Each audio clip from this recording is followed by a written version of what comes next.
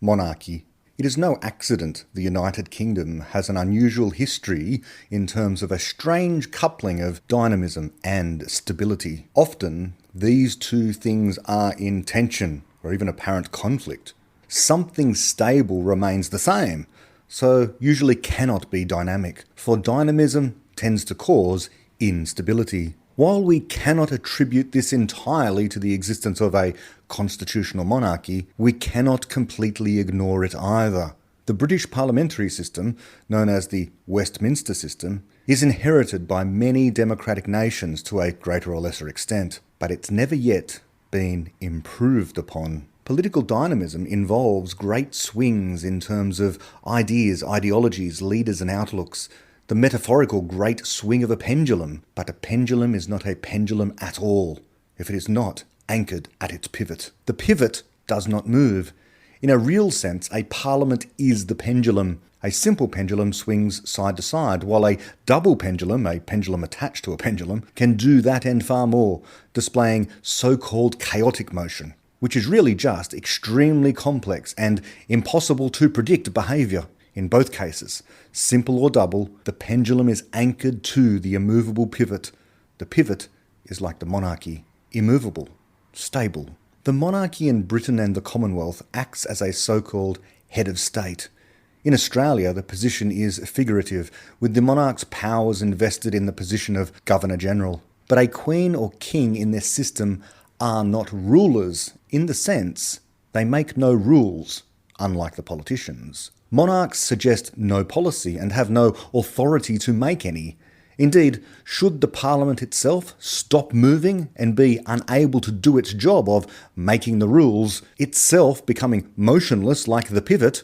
A technical example of this is when the opposition parties blocked the supply of money to the government in Australia in 1975. The power of the monarchy, through the Governor-General, was able to get the whole thing moving again by dismissing the government of the day.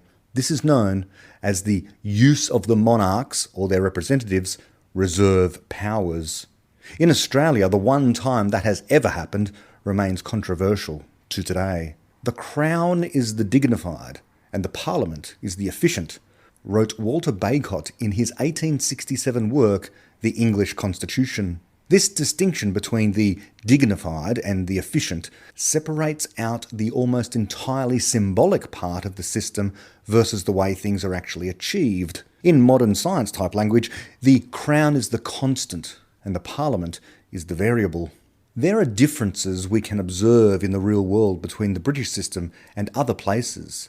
For example, in continental Europe, countries like France, with its violent revolution in the past and its more concentrated power in their presidency, or Germany, Spain and Italy, with their falls into fascism and more modern tendency to favour more collectivist or authoritarian solutions. Such leaps to extremism and authoritarianism of various kinds have not plagued Britain to the same extent. Though there has been revolution, the Republic was short-lived and a return to the constitutional monarchy swift. The rule is Britain is stable and yet dynamic. It is stable while undergoing rapid change, rapid progress. This occurs because of a particular kind of tradition, a tradition of criticism that originated in Britain and remains there as the preeminent example of it, politically and culturally. They are, the British, from the highest God's eye view, typically not trying to find the once-and-for-all right answer or the once-and-for-all good leader to be installed and make things finally right. There is no finally right, only incremental progress. There need be no final perfect law.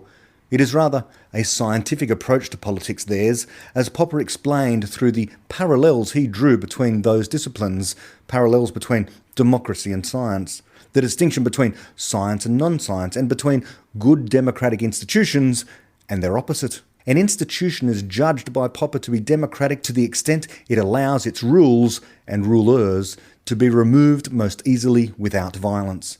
But again, the monarch is not a ruler in that sense, for they do not make rules. That institution is the pivot around which the change occurs, and there needs to be a pivot. Without it, there is no structure at all, no tension, no movement, and no progress.